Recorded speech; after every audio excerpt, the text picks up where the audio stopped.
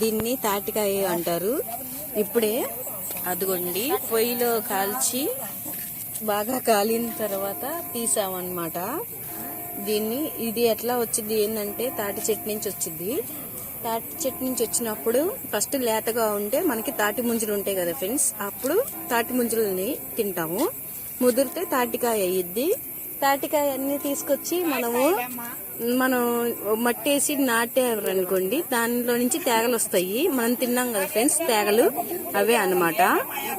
ఇంకది ఇప్పుడు ఇది టేస్ట్ చేయాలి. నేను ఫస్ట్ టైమే చేయబోతున్నాను. టేస్ట్ ఎట్లా ఉండిందంటే అందరిని అడుగుతున్నాను, సూపర్గా ఉందని అంటున్నారు.